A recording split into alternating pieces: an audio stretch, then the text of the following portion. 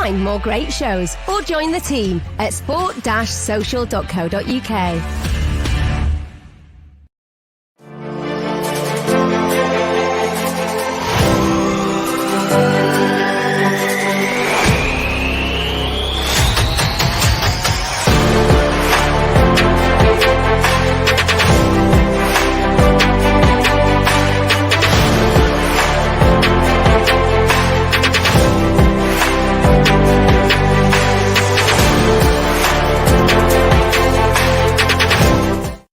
Hello, welcome back to the Masterclass, the Manchester United Tactical Podcast. I'm your host as ever, Haider Rubbani. Hope you all had a wonderful New Year, guys, and a wonderful Christmas. I am joined today by Simon Edwards. He is back on the podcast for a third time, and every time Simon comes back, you guys know the drill already. We'll be talking some South American players. Today, we'll be talking about Julian Alvarez, who is very, very highly rated. Quite a lot of reports coming out now, and we are just at the beginning of January, so it is a January transfer window. But guys, before we go into it, make sure you give myself a follow on at Haider_Rubbani. Give Simon a follow as well. He'll give you his @handle in a second. And give us a follow on at TF Masterclass. Simon, welcome back. Merry Christmas. Happy New Year. A lot of chat about Alvarez this morning. Where are we sitting with that? Yeah, so I mean, it's understandable because he's got a 20 million euro release clause, which is a very, very good price for one of the best young players in the world. To put it in some context, he was rated 91 in terms of the best young players in the world by The Guardian this week, ahead of the likes of Gavi of Barcelona. And that's a vote by journalists from around the world. So he's in the conversation for one of the top U23 players in the world. Very, very incredible goal-scoring numbers this year for River Plate, one of the biggest clubs in Argentina. So, yeah, I mean, it's inevitable. He's definitely moving to Europe in January. I have no doubt about that. Whether Man United can get the deal done, that will depend on Man United, I think. Obviously, it's a huge club with a lot of money. So I think the ball is definitely in the Manchester United court in this regard. So as long as they can sell the project to the player, then I'm sure that he'll be very interested in making that move.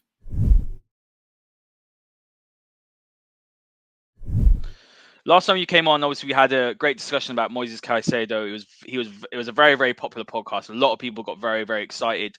Remember back in that time, obviously, it was Ole Gunnar Solskjaer in charge. So I think Rangnick coming in has maybe made this deal perhaps a little bit more likely just because of his focus on young players. He has that sort of metric, doesn't he, where he likes bringing young players because they are, more coachable. They have different sort of aspirations for their career.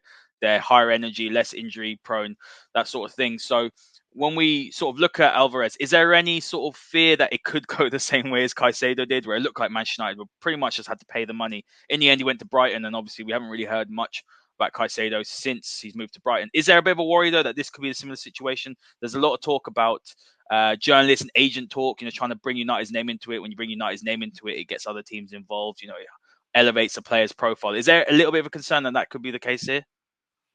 Yeah, look, I think with Caicedo, I mean, he's still doing very, very well for the Ecuador national team. I think he's going to come good. So it's one to watch for the future. In terms of Julian Alvarez, we're talking about a player who's of an even higher profile. Now, obviously, Caicedo was playing for Ecuador at the time and was a big favourite here in South America for those who watch the game closely. But Alvarez is a wonder kid, is a 21-year-old who's getting a goal or an assist per 90 at the moment. It's incredible. He's the best number 9 in Argentina. He can also play a few other positions. We can talk about that in terms of the role he plays in the field. But I think in this instance, as I say, he's very high profile. His price is very good for the level of player he is. He's a full Argentina international. So I think we're talking about a very, very high profile player. And I think as well in this instance, there really isn't a question of whether he would be a first team player. It's not a case of, I think that potentially could be an issue with the Caicedo move. Is he coming in to be a first-team player? Is he going out on loan? Is he going to be a youth player? With Alvarez, he's going to be on the starting 11 or on the bench from day one. So I think that kind of clarifies that issue. And I'm sure with the Caicedo situation, there were probably some at Manchester United who thought, maybe 6 months. Others thought maybe a year. Others thought, there's a question there.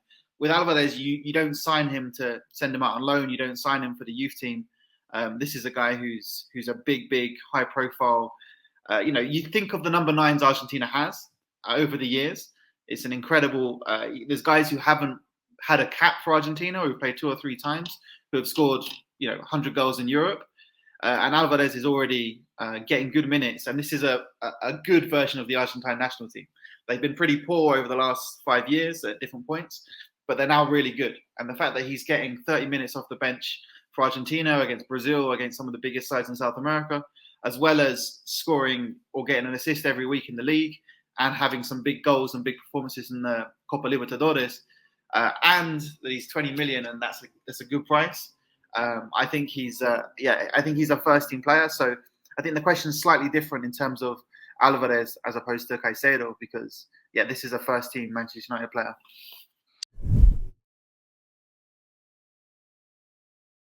That's some great information there, Simon. Thank you for that. And sort of looking at his, you mentioned, goal or assist pretty much every game. Played 21 games in the Liga Professional this season, 18 goals, 7 assists. So it's 25 goals and assists in 21 games, which is a staggering record. Actually, something that I do want to talk about, though, is because you did mention, obviously, Caicedo came from the Ecuadorian league. Alvarez is playing at River Plate. Just talk a little bit about how big that is at that age. He is the main man, essentially, isn't he, there up front?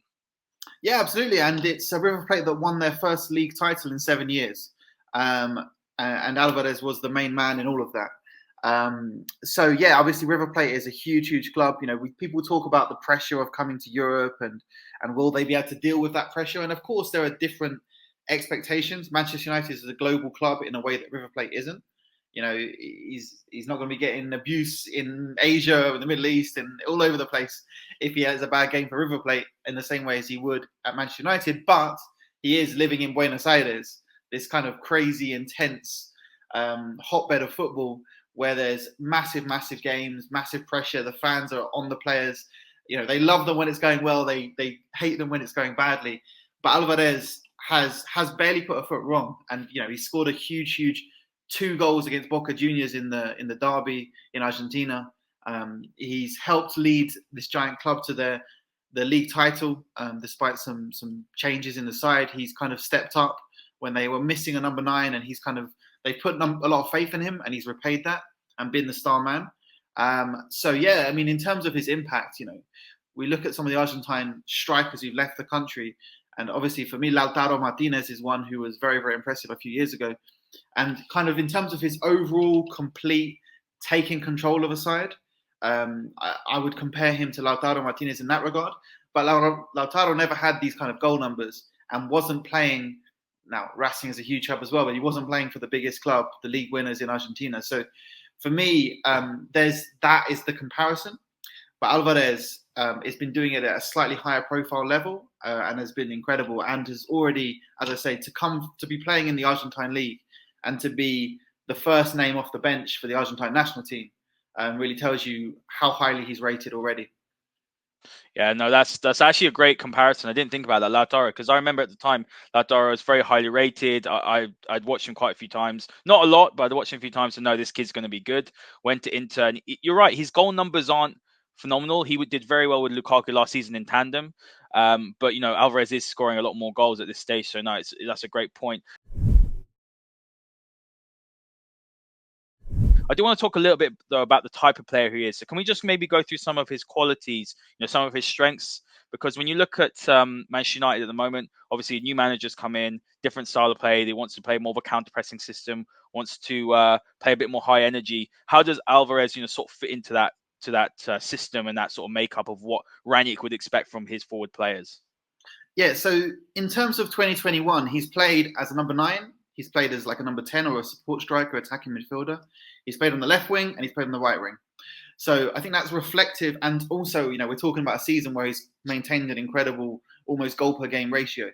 So I think that really shows the range of qualities he has.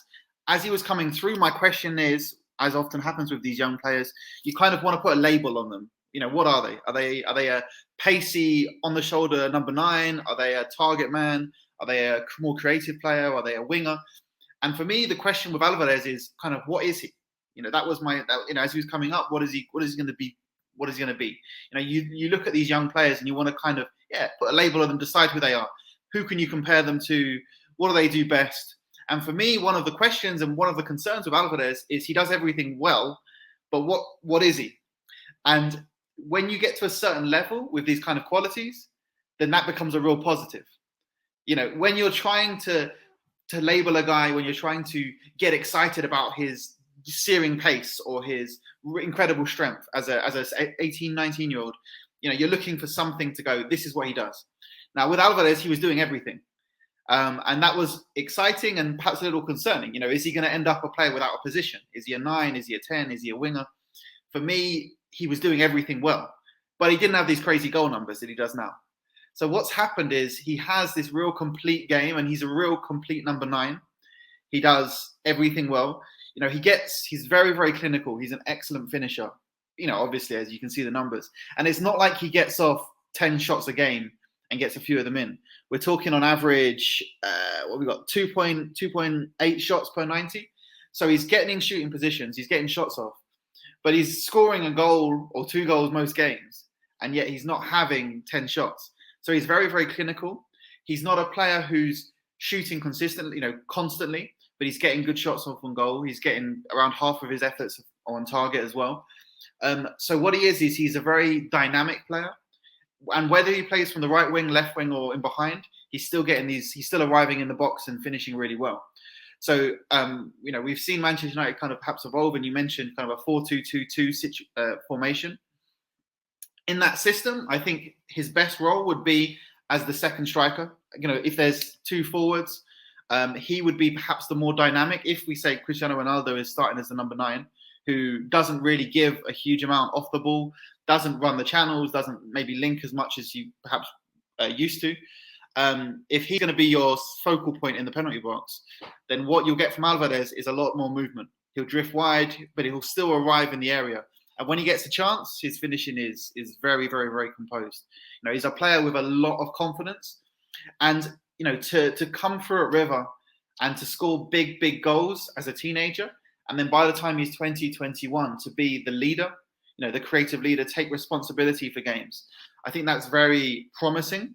That's kind of where I see him. He could play in the second 2 behind.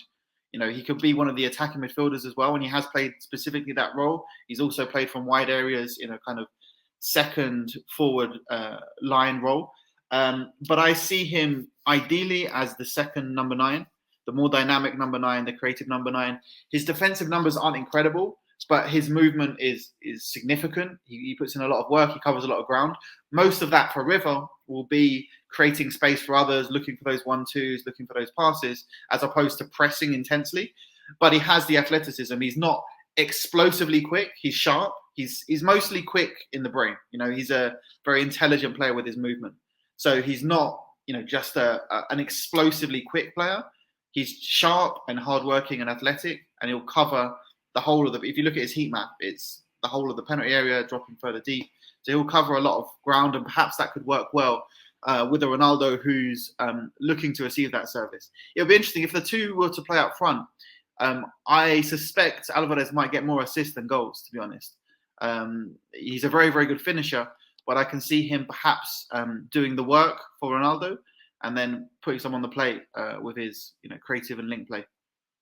That's a really big point, because watching Manchester United this year, obviously since Rangnick's come in, they've put Mason Greenwood up front with Cristiano Ronaldo. They had Marcus Rashford as well. One of the biggest things is that hold-up play, really. I think Ronaldo isn't known for his hold-up play. When Cavani plays, United look better with someone. They've got someone they can play off, someone that's got fantastic movement, someone that is able to understand, what areas they're meant to go in and at what time. So it does sound like Alvarez is the sort of player that does understand that quite well, Simon. It sounds like he's the sort of player that will know sort of when to go, when to stay, when to press.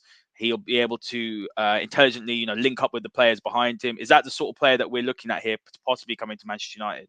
Yeah, I wouldn't say hold up play is the right, but I would say link play, because he doesn't want the ball 40 yards into feet. That isn't what you want to do. But what he does is he's very sharp, getting that yard from his marker to play the quick 1-2. He's very collective around the box. River Plate is a team with a lot of very talented, creative number 10s. Palma Vecino, they've got Quintero was there at one point. They've got really creative, lots of number 10s. And what he does well is he links with those guys.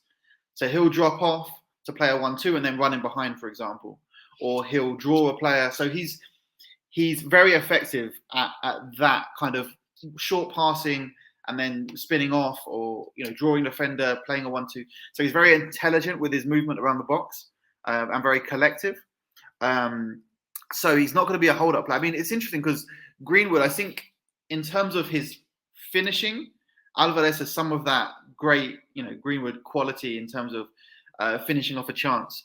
So it would be interesting to see how those two compare when they're both in, potentially both in the same squad and the same side.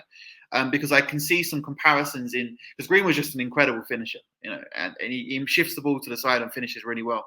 I think with Alvarez, what you'll get is some of that similar quality from a young player, looking very, very composed and mature in their, finishing and their attacking play, but also perhaps a little bit more creative in playing those, 1-2s around the box. But he's just a high quality player, to be honest. As I say, he's very complete. He's a complete number 9. So if you see Ronaldo as a poacher now, or as a penalty area number 9, or as somewhat of a target man, albeit not as perhaps collective, what Alvarez is the complete number 9. So you're playing Football Manager, you got your poacher, then you want a complete number 9 around them, and I think that's perhaps the thinking with Alvarez. Aside from the fact he's just a very, very high quality player. No, that makes a lot of sense. And when you look at sort of the profile of players at Manchester United, obviously you've got Jadon Sancho behind, very, very intelligent player, needs players around him that he can play off and who are sort of on the same wavelength. You look at Bruno Fernandes as well, still a very, very good player, but obviously his form has dropped a little bit. I think it has got to do as well with sort of the Ronaldo factor. Ronaldo coming in, sort of how are they going to play together? Is there a player that's next to Ronaldo that can also do some of that link-up play? So no, that's very, very promising. In terms of, I just want to talk a little bit about the mentality as well, because obviously playing at such a young age, emerging as a leader for River Plate is a huge achievement, and that shouldn't be forgotten. But how would he sort of take to going to one of the, let's say, the super clubs in world football? Because as you mentioned before, playing for River Plate is different to Man United. Doesn't get the abuse from every single corners of the world, and Man United play badly, that sort of thing. So how would he settle with that? Because it is a different culture, it is a different league. Ultimately, the spotlight is on Manchester United most weeks. So has he got, from what you've seen, I know it's a very small sample size, has he got the sort of mentality that you can see as he carries on developing to go, right to the top and really emerge as a leader? Because Man United at the moment, look, Cristiano Ronaldo's aging, 36. Probably got a couple more years in Man United. Cavani will be off in the summer. He'll probably stay for the moment. He's 34. Mason Greenwood is a fantastic talent, but if Rangnick wants to play with those two up top, we'll need another player. Doesn't look like Haaland will probably go to Manchester United. I can imagine he'll end up at Real Madrid. So there really is an opportunity for a player to come in and make that number 9 spot their own for years to come at Manchester United. So would he almost relish the opportunity to go and make a name for himself in English football? Yeah, so I'd say, I can't talk about him personally in a huge detail, but what he portrays on the pitch is kind of a quiet confidence. Like, he's not swinging your arms, getting the fans up. But he's confident and he has a connection with the River Plate fans. He's not, in terms of on the field leader, I'd say he's a leader in terms of the way he takes responsibility for games. Is always available, always wants to get on the ball, always looks to make things happen. When there's half a chance, he'll fire off a shot on goal in a very effective way. So he's not, people might think of an Argentine, blood dripping down their head, muscling into tackles and that kind of stuff. No, he's more in the confident, professional kind of leadership role that he's had at River. But I think confidence is massive, and I think he's been a player who, even when he wasn't, and we're talking about 21-year-old at the moment, but even when he wasn't getting 15 goals a season, he always had the confidence of the manager. The manager knew that this was a special player, and he always played, with that confidence, with that assurance that he's coming for Argentina and looked like he should be there. I think that's important as well. There hasn't been any game where I've seen him come on and look a little bit shy or not play his natural game. Now, I think if he moves to Manchester United, or when he moves to a big European club, I think it will be interesting to see what happens if they just put him in straight from the start. Now, obviously, that's a huge question, but I think because he's coming off such a confident season and he's been so effective all year, and he's been banging them in. Now, people can overstate the importance of form or consistency. It's not that simple that when you're scoring goals, you're going to keep scoring goals. Things can happen or whatever in a game. But I think the fact that he's been banging them in so consistently, and he's going to have that confidence, I think there wouldn't be a lot of sense in just throwing him straight in and seeing if he can keep it going. If he needs a step back to kind of, to kind of rebuild or to get used to things. But with a striker in particular, the game isn't as different as if you're talking about a central midfielder or a centre back. He's not going to have to adapt in the same way. Now, there'll be system and there'll be requirements and there'll be tactical things you'll have to learn to play in this specific system. But if you've got a striker who's connecting with everybody, who's working the ball, who's looking to get on the ball, who's finishing really, really well. Like for me, if I was a manager, I would just go, just give it a go. This is a real high quality player. And it will be interesting to see if he can kind of continue that confidence. Because what you don't want is him to come in and then be put right back to the back of the pecking order and have to kind of work his way up and prove himself in training over months and months and months. Give him some minutes and see what he does. Because if things click, and we've seen players come in from South America or come from abroad, and without overthinking things, suddenly continue that form and have that impact. So it'll be interesting to see kind of the approach they take. I can see, there have obviously been other instances where you throw a guy straight in and he struggles because he's not ready and he's not adapting. Or there's been instances where a player's been given lots of time to kind of work their way in and it's been really beneficial long term. But I think with such a great kind of consistent, prolific, instinctive goal scorer who also fits the system, just throw him in and see what happens. Maybe that's me just getting excited about my South Americans, but I think there's a case to be made for when you've got a player in such great goal scoring form who has all the qualities and is playing at a high level, to just see what they can do.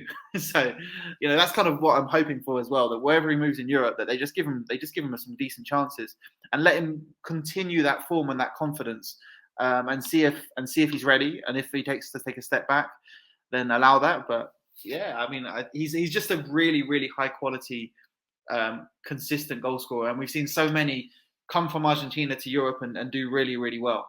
You look back, Aguero, take your pick. It's how many Argentine number 9s. And he currently is the best Argentine number 9 in Argentina. And he's really not far off being the best Argentine number 9 in the world. You've got Lautaro, you've got a couple of others you can consider, but he's the player that Argentina is most excited about right now. No, I completely agree with that point. Confidence is a massive thing. He's obviously playing on a huge amount of confidence. So you don't want to ruin that or knock him back a little bit, do you, by putting him in the reserves and sort of making him fight for his way in. So it'll be very, very interesting. Simon, look, thank you so much for joining me today. Where can all the listeners find you on Twitter and find your fantastic work?